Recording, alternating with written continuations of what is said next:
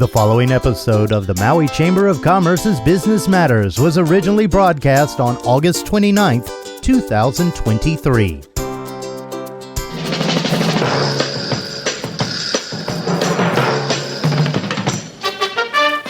It's time now for Business Matters with your host, Pam Toonpop. Here's Pam. Good morning, Gary. Thank you so much. We want to welcome everybody to Business Matters Radio Show, sponsored by Mokulele Airlines. I'm your host, Pamela Toonpop, president of the Maui Chamber of Commerce, and today we are going to continue our discussion about what's going on in West Maui and about the many different opportunities that the SBA has to help. So we're going to be talking with Yolanda Stokes and later speaking with Patel of the Lahaina Town Action Committee and about their efforts in Lahaina, boots on the ground, making a huge difference. But let's begin. I want to tell you a little bit about Yolanda. She is a spokesperson and public information officer for the U.S. Small Business Administration's Office of Disaster Recovery and Resilience, Field Operations Center West. That has got to be the longest title I think I've ever seen on a business card. But let me just shorten it. They're out here doing amazing things. The office is located in Sacramento, California, and it is responsible for responding to all federally declared disasters in 26 states west of the Mississippi River, 26 states, and U.S. territories. Yolanda joined the SBA in 2005 and started in the loan processing department, and she later transferred to the Public Information Office in 2008. This is a woman who has a lot of on-the-ground experience, and we are thrilled to welcome Yolanda Stokes to the show. Good morning, Yolanda. How are you today? Good morning. Good morning. Thank you so much for having me this morning. It is our pleasure. I know you've been out and sharing what the SBA can do, the types of assistance available for businesses, and a lot of people are learning a little bit now about businesses directly impacted by the wildfires and indirectly impacted by the wildfires.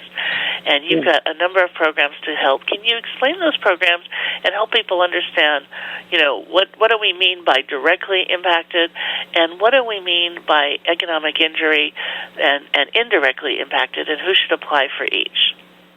Absolutely. I know there's a lot of information coming out to our survivors and to the business community as well, and so we definitely want to make sure that they understand the programs that they can take advantage of. Now, for business owners that had physical damage, lost structure, lost equipment, machinery, and inventory, we have loans up to $2 million, and these loans are at a significant low interest rate, 4%.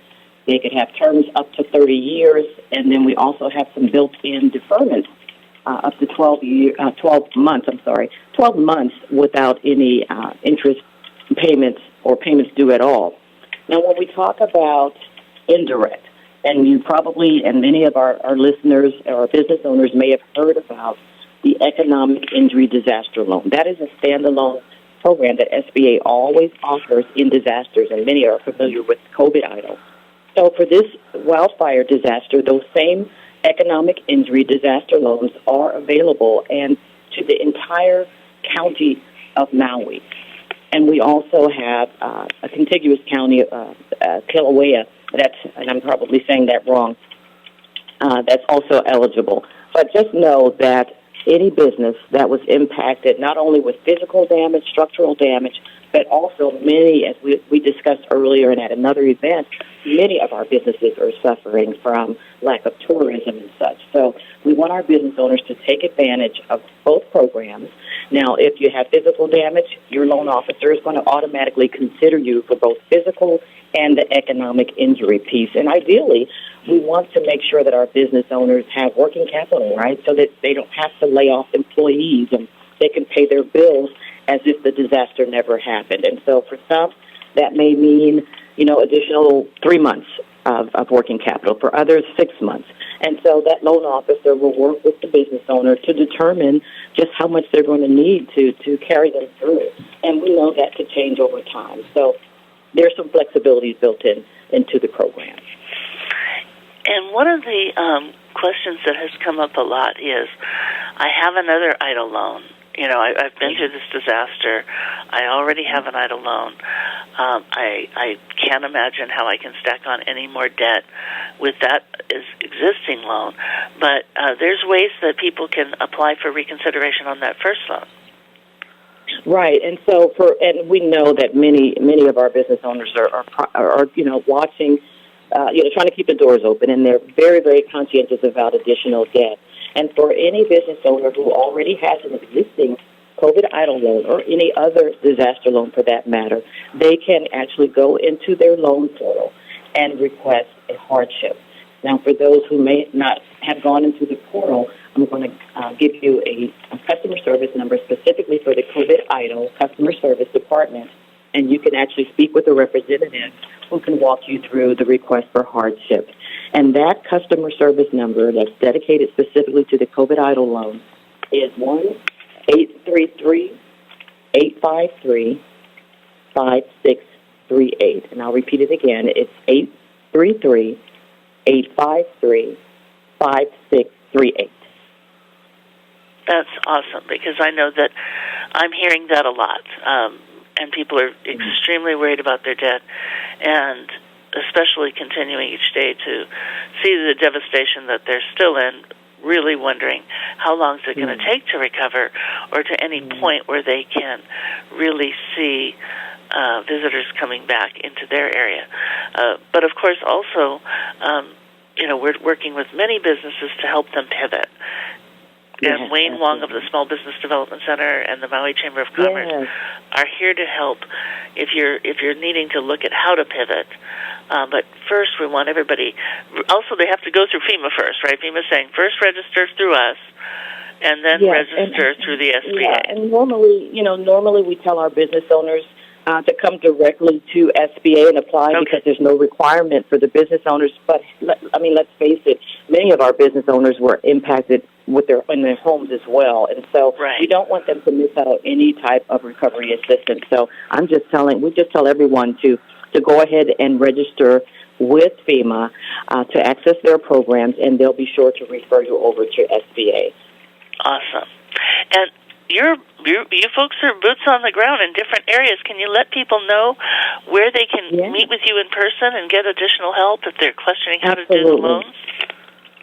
Absolutely. And if I can, just briefly, I mentioned the fact that many of our business owners were impacted with their homes as well. We mentioned the $2 million that's available for the home for the business owner, but I don't want to miss out on emphasizing what's available to our homeowners as well. So Absolutely. Homeowners up to $500,000 for their primary residence. It can't be a vacation home, so that's $500,000 for the structural damage, and then another $100,000 for their personal property, including vehicles. So I wanted to emphasize that. And for the home loans, they're at 2.5%, and these are rates that we just unheard of at this point. So again, we want to make these loans attractive to our disaster survivors. But as far as where you can get face-to-face assistance, we have 3 locations. Actually, there are more, but I'll emphasize the ones that actually have FEMA first, and then we'll talk about our business recovery center. So the SBA and FEMA and other state partners are available at the University of Hawaii Maui College over in Kihului, and we're at the Maui College building, and you can't miss us because we've got all of the banners and feather flags waving. And that's a one-stop shop. So know that you can apply and register with FEMA there, and they will refer you right over to the SBA representatives, and we have staff, experienced staff. That office is open from 8 a.m. to 7 p.m., as most of the disaster centers are keeping consistent hours, 7 days a week, 8 a.m. to 7 p.m. We also opened up our second disaster recovery center at the Mayor Hannibal Tavares Community Center. That location is also open from 8 to 7 days a week. And we also have, as you mentioned, the Business Recovery Center, which is set up for our business owners. We know that sometimes our business owners have, small pockets of time, and so maybe they don't want to visit some of the busier centers. They can go over to the Business Recovery Center, which is set up over at Maui Research Technology Center, and we're in Kihei, and they're open from 8 to 5 Monday through Friday, and from 10 a.m. to 2 p.m. on Saturdays.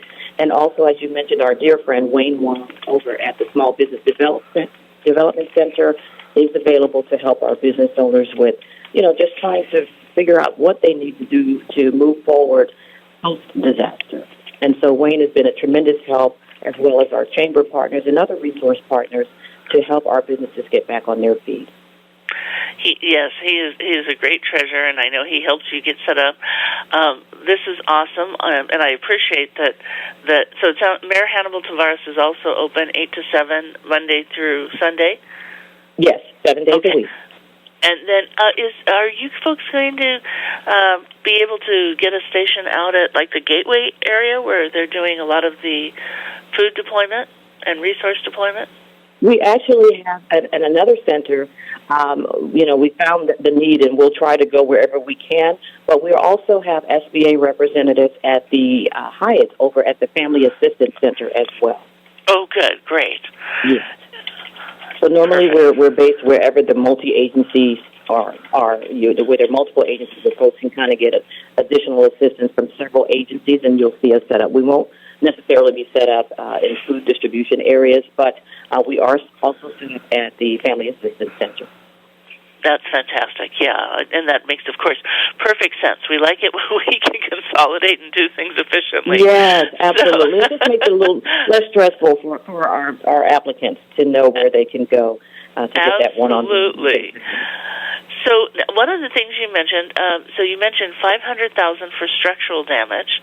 I want to go back to the housing assistance for a moment, and then tell me again about the contents, and then I want to talk about something we're hearing about a little bit. What was the contents? It was at $100,000. 100,000, and if I can mention the fact that these are recently increased. Limits. We used to have a content value of limitations of $40,000, and so as of July 31st, that content was increased to $100,000. And I tell you, just in the nick of time to help. Yes. Yeah. One of the things that we're hearing about is, with so many disasters across the nation, and also the fact that building costs are considerably higher in Hawaii because we have to ship everything in overseas, and rising lumber and other material costs going up. I was talking to somebody the other day, and we've watched prices go from $300 a square foot to $350 to $400 a square foot. Now some are saying, they're even seeing things be priced at as high as $600 a square foot. What happens? I know first their insurance kicks in, so SBA is also looking at that insurance limit that they've got as well. And then the $500,000 kicks in for structural damage, or how does that work? Well, how it works is, let's say that an applicant is approved for the full $500,000, and their insurance covers $200,000. Then for the replacement of the structure, then SBA would then make up the $300,000 loan. Okay. So they're not going to duplicate benefits based on what they received for the content, and if they've received, let's say they qualified for the full content value of the $100,000, and insurance paid $40,000, then SBA would make that loan for the unmet need of $60,000. So again, the federal programs are not allowed to duplicate benefits. So it's for the unmet need, underinsured or uninsured. So there may be some crossover there, but we want to make sure that we're not duplicating benefits. Yeah, and one of the things we're going to see in Lahaina, I think, is there are going to be a lot of folks who are underinsured. There's a lot of people who, with our housing crisis, to house their families, closed up a garage maybe, or had more people in the room, or made some improvements, but didn't up their insurance. And so for those listening, unfortunately, we have to learn from other lessons. And this is an important time to reevaluate your insurance policy because, have you made improvements? Maybe, if they're unpermitted, you want to look at that because that's going to come into play with your insurance policy. if you've made improvements and everything's permitted and you need to declare it, if you've upped your contents on your policy, you need to let your insurance agent know. Take pictures if you've recently done renovations and re-roofed and things like that, added new doors, improved windows, and talk about the increased value to your policy, because it'll be a nominal. It's going to cost more money on your policy, to be sure, but it's a nominal increased cost versus if you're uninsured for those things and your house burns down. The amount you're going to get to rebuild is going to be considerably different. And that's not the time that you want to wish you upped your policy, because that's the time when you're going to want to move quickly forward and rebuild. So we want everybody to take heed, because this happens a lot in natural disasters, and it's going to be a problem for many out in Lahaina right now. But it's always a problem, because it's something that people just don't know enough about. So keep talking to your insurance agent every year on renewal. Absolutely. And if I can mention, when we're talking about insurance, that they don't have to wait for their insurance to settle. Some folks may be waiting for insurance to settle just to see how much they're going to get. I would encourage everyone to go ahead and get your application submitted for SBA, because many times, and particularly in this disaster with the level of damage and destruction, you want to go ahead and get your application in queue. And many times, SBA may, make a disbursement even prior to getting insurance. So I just like to tell people, go ahead and get the buckets, access all of the disaster buckets. I consider them buckets. If there's FEMA funds available, absolutely register for FEMA and get these are your taxpayer dollars that you're now actually taking advantage of. And so SBA has funds, take advantage of those, submit the application, and if it turns out, which I doubt this won't be the situation with many, but if it turns out that you don't need the SBA loan and your insurance does come through, you can simply cancel the loan. But I do believe that many people will be able to, or will need a combination of assistance from all of the various resources, from Red Cross to FEMA to SBA. It's a whole of government approach to this disaster. And I just don't want anyone to miss out on the recovery assistance and the options that are available. Just consider the SBA loan as an option. I know many may be reluctant with that loan piece, but I want everyone to know that it's an option, and it's a viable option that's going to help quite a few people recover. The SBA actually is the primary source of funding after natural disasters. So, yeah, and let's talk about that for a minute. I'm going to kind of reorganize my questions for a second, because I want to kind of talk about that, because you've been taking in a lot of applications, and again, there's different loan types. We've been talking primarily about business, and we've been talking now also about the home loan types. There's also an equipment. Let's talk about, if we could for a minute, the different loan types and how many loans. Do you have a handle on the number of loans that have been approved and are now in place?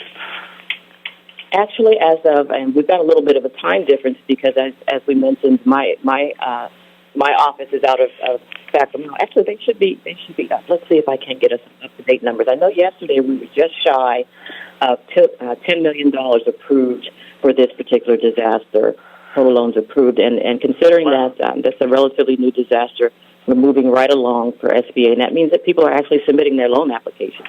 Great, loan application takes a little longer to process. So if we were at just shy of $10 million. Let me see here if we've got our reports out yet. I don't want to hold you guys up, but I wanted to give you those numbers, and rather than hold you up, I could forward that information over to you later. But yeah, that would be fine. Yesterday we were just shy of $10 million approved so far for this disaster. That would be amazing. We talked the other day about, and you've already shared a little bit about some of that flexibility, but I really want to go through that again, just because so many people have said to me,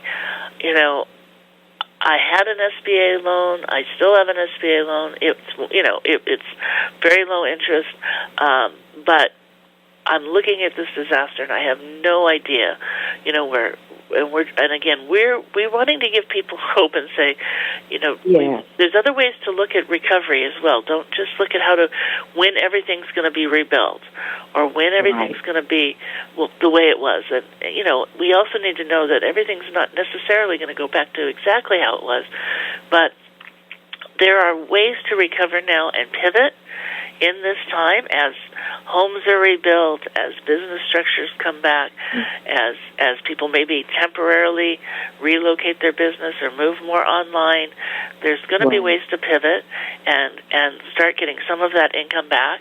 It's not going to be an all or nothing situation while we rebuild, and the community is going to have great participation in what this rebuilding looks like. Those in Lahaina, they're going to be so involved in what this community rebuilding looks like.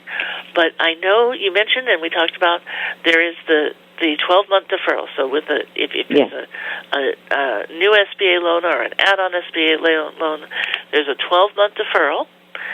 And then they can also request if they already had a loan, because this is the big thing I hear. I already have a loan, and I just don't know if I can add on any more debt because I'm not sure what the future is going to bring. They can request reconsideration. They can request a hardship. So for the existing loan, any loan, disaster loan, they can request a hardship so that we can defer those payments on that existing loan.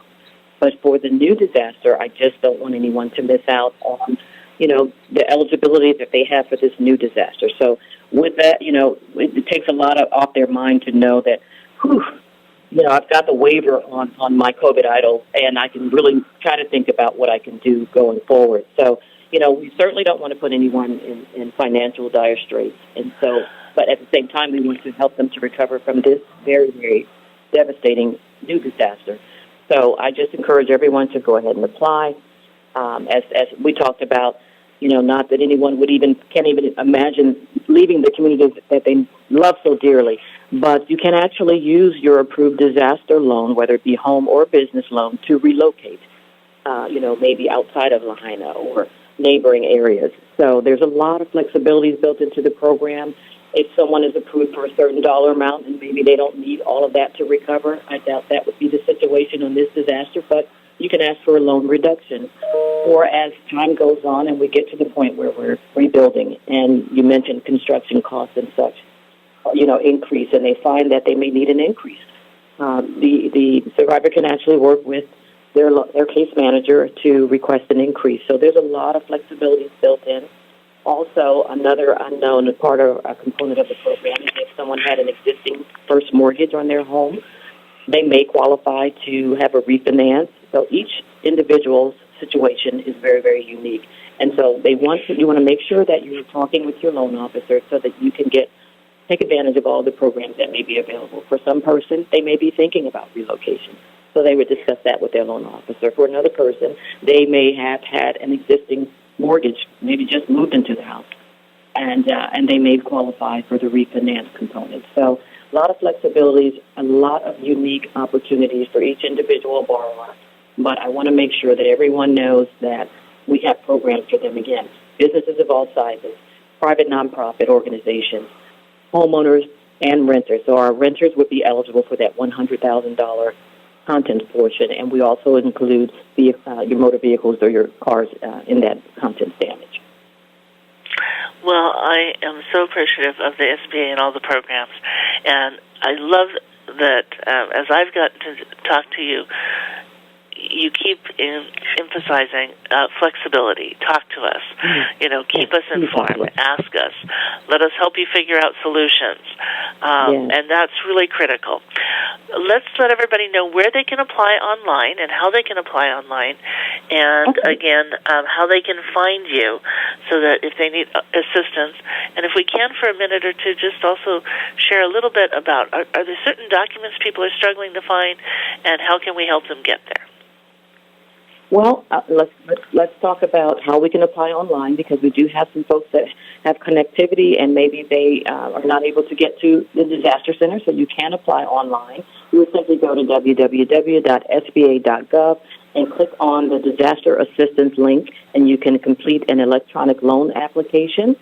if by some chance you get in the midst of the application and you need some help, you can contact the SBA customer service number at 1-800-659-2955. The SBA customer service number, again, is 800-659-2955. You can also call that number if you've already submitted your disaster loan application and you're just wanting to get a status update or need some information about what centers are closest to you. Again, we mentioned that we do have SBA representatives and FEMA representatives at the Disaster Recovery Center located on the University of Hawaii Maui College. They're open from Monday through Sunday, 8 to 7, essentially 7 days a week from 8 to 7. We also have another Disaster Recovery Center recently opened at the Mayor Hannibal Tavares Community Center, and that is located in Makawa. And it's open also 7 days a week from 8 to 7. And then we have our Business Recovery Center, which is located at the Maui Research Technology Center. Also, our dear friends, the Small Business Development Center, are co-located in that very same building for our business owners. And the Business Recovery Center, located at Maui Research Technology Center, is open Monday through Fridays from 8 to 5. They also have Saturday hours from 10 till 2. Yolanda, thank you so much, you folks and your team. And I want to say we are grateful to the SBA. We're grateful to FEMA for coming out and helping us. Your team has been so flexible, so giving. It's long hours, and we truly appreciate the very tough work that you're doing to help everybody connect. My pleasure. And we know you're in it for the long haul. You and I've had discussions about that. This is going to be, the SBA is going to be around as long as they're needed here, and we are grateful. So thank you for all that you're doing. My pleasure. Thank you so much for having me this morning. It's our great pleasure as well. Best wishes for a beautiful Maui day, and we'll be talking again soon, I know. Absolutely. Mahalo. Thank you so much. Thank you so much, Yolanda. Well, it's so great to have Yolanda on. She is just such an amazing treasure and wealth of information, and somebody who is just constantly working hard to make sure as they see more needs, they're getting out to those needs as quickly as possible. And we've been talking long-term, again, how, that the SBA is here until we are in a place where they're no longer needed, but to know that we've got that long-standing support, that it's not just we're in and we're out, and you've got to rush to get this all done. But we do want to say, do get your applications in early. Make it a priority to focus on all the different places of assistance that you can get some benefits. So we're going to take a brief moment, and we're going to have Sneh Patel on, but we're going to hear from our sponsor, Mokulele Airlines. Mokulele Airlines operates the largest commuter airline hub in the country, right here in Kahului. Fly Mokulele from Kahului to Molokai, Lanai, Hana, Waimea, Kona, and now Hilo. Mokulele also operates the only flights between Kapalua and Honolulu. There is never a middle seat on Mokulele, and every seat has a window and aisle. Visit mokuleleairlines.com and take your next flight from the newly renovated Mokulele Terminal. Welcome back, Pam. I'm going to give a call to Sneh right now and see if I can get him on.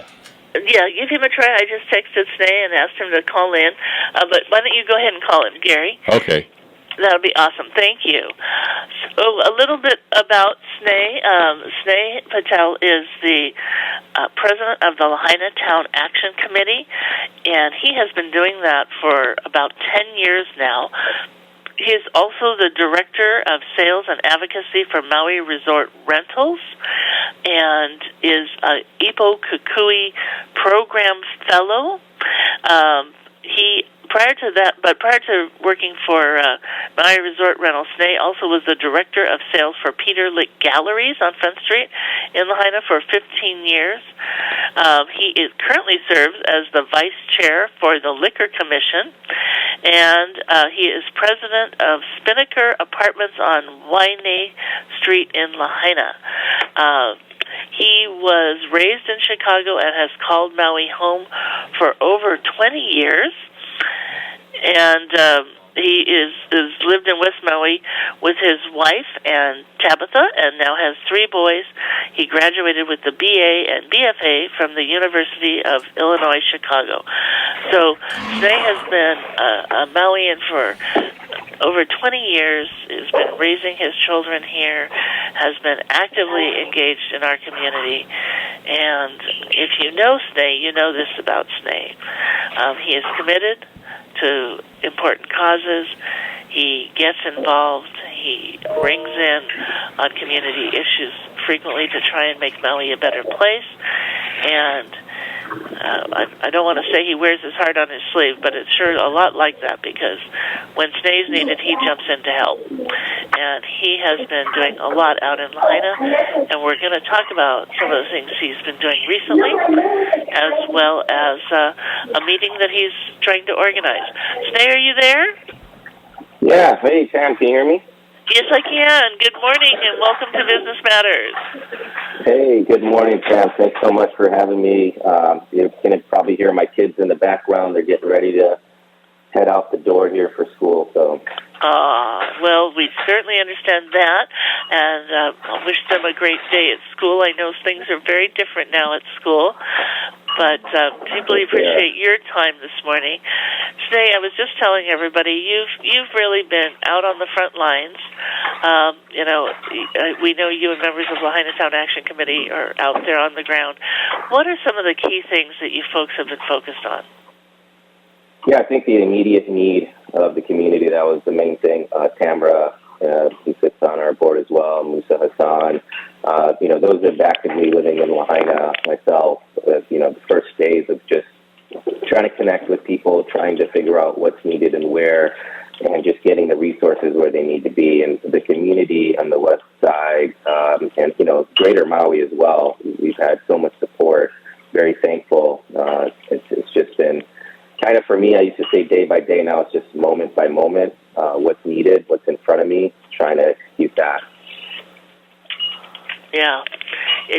I was telling the story, I think I shared with you, that I've been trying to find a master list of what exists and where it's needed, and we've been struggling to find that. But also, people are reading things on social media that aren't needed right now.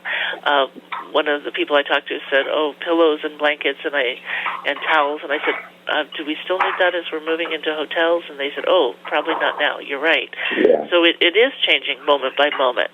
How can people best, one of the things we've been saying is we've got so many supplies and you've got a lack of storage. Money helps. How can people best help when the needs are changing so rapidly? Yeah, I think that everyone's got to make that decision for themselves, what they need to survive this, right? And I think that one of the things that a lot of people are just asking is money. Being honest, that's one of the things that then you can save to utilize the way you need to be able to support your family or to get the things that you specifically need, right? So that I know is one of the things that a lot of people I know personally are asking, if they can donate whatever contribution they can, small or large. That's what's helping some of these people just have some hope as well for the future when they start to rebuild or when they start to think about those things, right? Yes. And I imagine that's something that's on their mind every single day is when can we start to be real and envisioning what it's going to look like at their home and in their community. I know that you were working to gather a number of businesses for a talk story event that was going to be held today to create a hui and start getting some discussion and input, but the response was overwhelming. So tell us a little bit about why you postponed the meeting and what is the goal for this hui in the future? Yeah, no, I think that was for me. I just we're getting a lot of questions from businesses about just things like how can they access their properties or when can they go to try to retrieve some things, and now we know you contact the police department and there's a detective assigned specifically for that, so there is a workflow for that, and then just things like people asking about the assistance that's available right now. You do have a lot of misinformation out there about if you sign up just even with the SBA loans, to be honest with you, Pam, those, it's like, it kind of feels like COVID again, but not really, right? Because we don't have the PPP.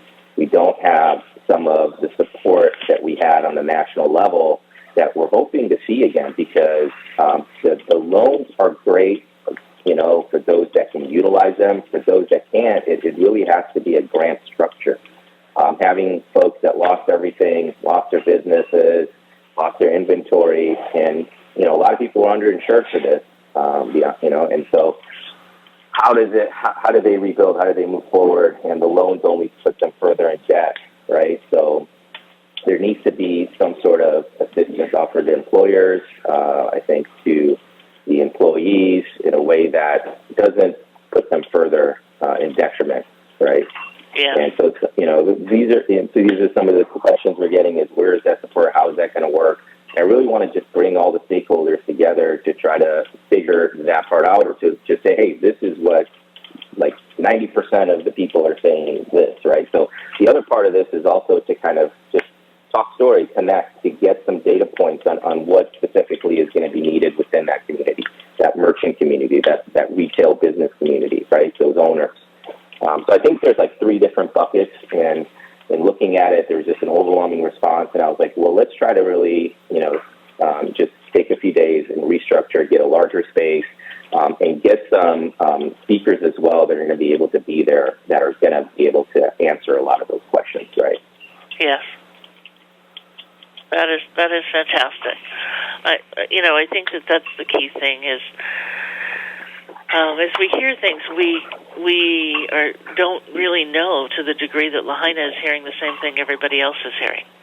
You guys had no power and no communications for a very long time, and I think some people think that some information has actually gotten out there that we don't know what you don't know. And so this is such a great opportunity for us all, for you folks to get answers to questions you're desperately seeking, and for the rest of us to understand, where we need to improve communications, because what is happening is not getting recognized. I heard early on from people saying, please ask the administration to do more social media, Facebook and Instagram, because that's where people were checking on their iPhones. I use an iPhone, sorry. Where there people who are checking on their cell phones, regardless of what type of phone it is. I wish I had time to look at social media, and I'll tell you that the people that are doing the work, they're not taking selfies and, kind of doing things that are, like, hey, this is what I'm doing. It's like they're just doing the work, and that's the thing for me is if people are like, oh, I messaged you on this or that, I'm like, I'm not getting that. Pick up the phone, call me. We do have connection now with the cell reception, so that's been great. And I think one of the things is the county, state, anybody, they need to reach out to locals that are on this side within the different communities, whether it be the Hawaiian community, the residential, the business, like, reach out to the leaders in those areas, because they're the ones living on this side and kind of fielding a lot of that, information. And then sometimes we feel, on the west side, you're on your own little island over here, right? And decisions are being made that then impact you, and you're like, well, why was there no outreach and before that was made, right? That decision. So I think you're right. I think we wanted to, and then, at the beginning, everybody was saying, don't be using the phones. We weren't sure when we're still hearing on our side, minutes are still limited. Some areas, comm is out there, but minutes are precious and things like that. So I think people are trying to be careful. A suggestion that I had received the other day that I thought maybe was a brilliant idea, because so many are in the hotels, is if we could work with the hotel concierge and the hotels to provide daily briefings. I know that there's meetings that happen, but to provide some of those county updates through the concierge that could be shared at those daily briefings might help keep people in the loop more. And keep some of the misinformation out as well. Yeah, absolutely. That it would be. So I was going to share that with the administration, but anybody can share that freely. Please encourage everybody to come up with. We're looking for solutions. Yeah, we're looking for great ideas, and I'll tell you where the great ideas are going to come from. They're going to come from those on the west side, because you best understand what's needed and what's not happening, and then we will certainly help back up. How do we get them that information and try to make sure that you're getting that out as timely as you can. And of course, this is still a very scary time. Yeah, it is. There was a flare-up on Sunday, and so how are people dealing with that? I'm hearing more and more. Again, things are sinking in now. Things are, Yeah. I think that it was stressful. I don't know how to describe it. Nerve-wracking as well. We loaded up the car, the kids. There was panic because I kind of read it just said the message was, and I took a screenshot of it because I think we're gonna have trial and error of some of this stuff because it's now dealing with it on another level, and there needs to be, I think, we've talked about it, a wildfire protocol. Yes, protocols for different things, and there just needs to be one for wildfire now on Maui County, and people are probably working on that, and hopefully they are. But it's that evacuation order on Maui Island. First of all, first sentence: evacuation order on Maui Island for Anapunilu to West Mahipulu due to brush fire. Evacuate you, family, and pets now. Do not delay. Expect conditions that might make driving difficult and watch for public safety personnel operating in the area. And this is from Maui Emergency Management Agency. So I think that we could do a little better in the messaging, pinpoint, Malcolm Mackay, where this is. No kidding. If you're not a longtime resident of Maui County, you probably don't know, or even if you are, you don't know Anapunilu. To be honest with you, because that's a new development up there. We don't navigate that way. Give us the landmarks. Yeah, and state that, and then I don't know if there's a way to have the alarms not go off in Kahana or Napili, where a lot of people have evacuated into these areas. I know personally in our neighborhood, we had 2 or 3 families here during those first weeks, and so it's stressful when they hear that. You don't know. Where is this? Where is that? You just we packed the kids in the car and drove. Yeah. Yeah. And we're not out of hurricane season yet. Yeah. And we at the chamber, we for years, and we keep educating people on how to put together a hurricane preparedness kit. Miko has the booklet that they've given out for many years, and it's really important. And for those who don't have a hurricane preparedness kit, don't wait. Do it now. If you call Maui Chamber, we'll direct you on how you can find the materials, and we'll get them out to you. They're on our website, but we'll make sure that we get you what you need. This is something that year after year, but this was really the perfect storm. We were talking the other day, and I'm like, this again, a hurricane without rain. In all the years I've lived here, we never experienced it. I never would have thought that was possible, Yeah. So when we say the perfect storm, we're really talking about so many factors, some of them historical with the loss of sugarcane and all the green coverage that gave us and kept things moister. And we're really looking at a lot of things that have converged and made this fire run really fast and up country as well, with access deer damage and other things that, again, destroy the land and make the fires run faster. So I think so many, unfortunately, hindsight's always 20/20, and then we plan forward. But we will, and I know Lahaina and the people of Lahaina are so resilient as we hear the stories of those who've lost their homes or their homes and business, and everybody's on the front line helping each other. I'm hearing there's other things, that people are also there's people who still need medical care that have wounds, and people trying to shuttle those who need some mental health care to get them off the west side and to needed care. How is that going? And is there areas that we can help? there's still people that need transport services. I know Canberra has had to take a few people, to the other side of the island. And it's been because there just hasn't been. I don't know where we need to find that support. Where individuals that don't have their car anymore, don't have their house anymore, right. Need to get to the other side. Maybe sometimes, for not have to call 911. It's not an emergency, but they need assistance, right, and medical care, or that they can't get on this side of the island. So, I'll reach out to MEO today. Okay. With their transportation because service. Last time I heard it was something to do with the contracts that they have, and I don't know. Sometimes it's just when there's a need. Here's what happened. When there was the need here on the west side, the West Maui people first, they just stepped up. The Maui residents on the other side stepped up. I was doing transports of stuff, whatever I could grab from the other side, driving on the lower side, twice, just to go and get the stuff, because one couldn't wait around. I helped get insured for somebody. The wife was like, all my husband needs is, he's got cancer, he's bedridden, but I need insurance, Went out, called the word, got insured over here. So it's like, we're just going to do it.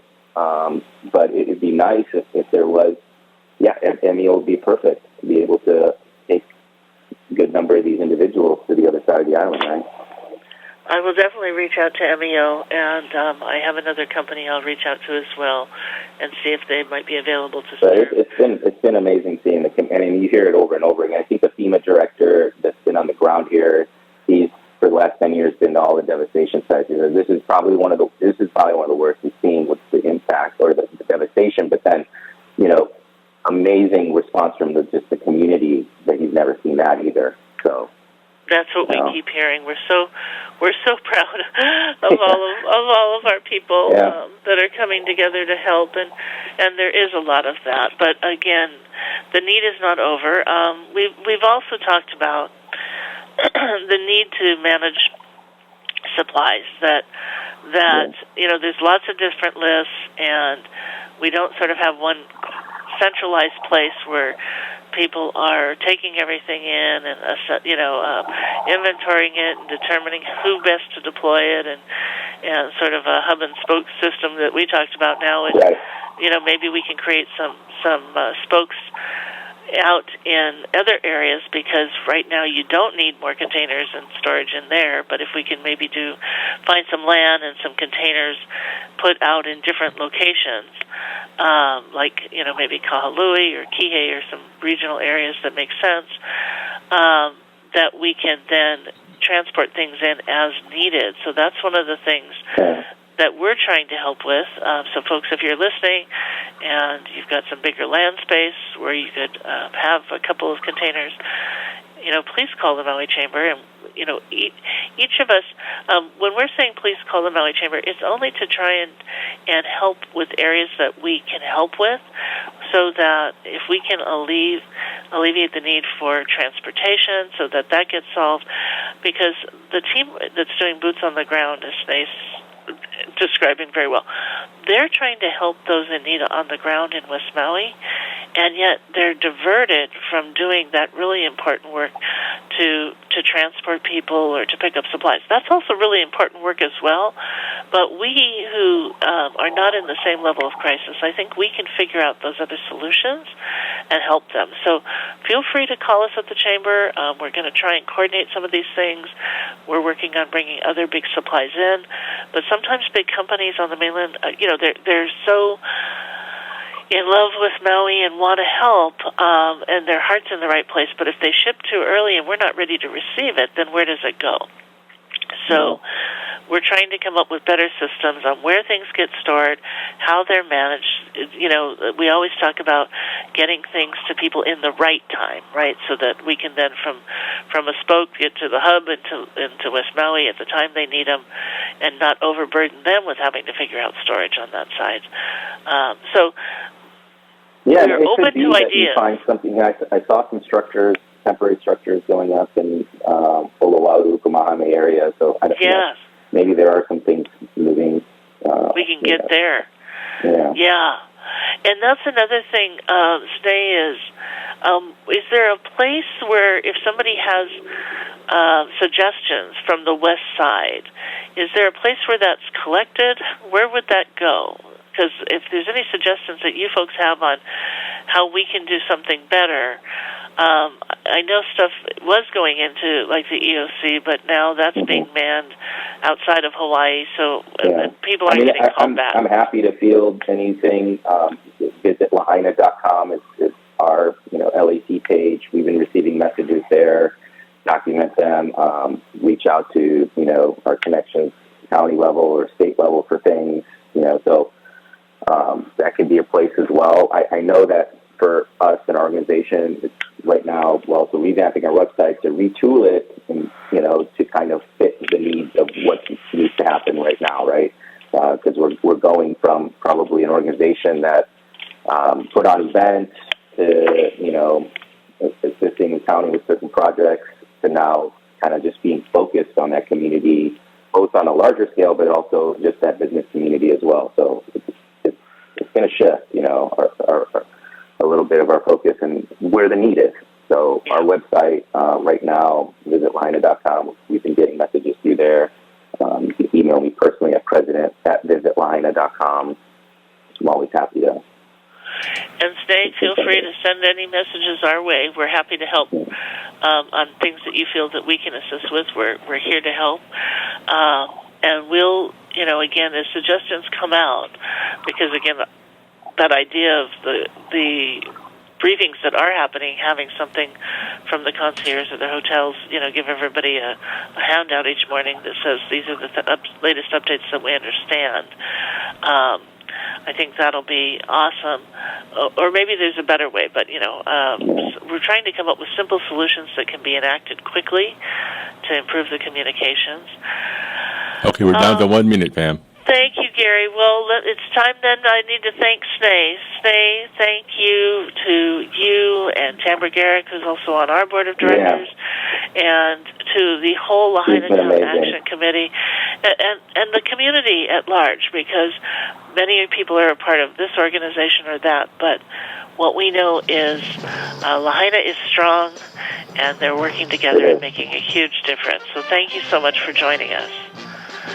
Thank you, Pam. Thanks for the support, and thank you to all the people of Lahaina and Maui and so far that have contributed and sent their thoughts and support. Thank you so much, and we appreciate all who joined in for Business Matters today. Please join us again next Tuesday, and have a blessed day. Aloha.